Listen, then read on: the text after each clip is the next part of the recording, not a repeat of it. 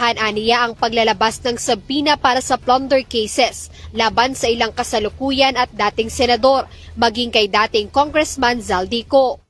The plunder cases would involve, kung senator pinag-usapan natin, is former Senator Bong Revilla, and then Congressman Zaldico, and Senator Jinggoy Estrada.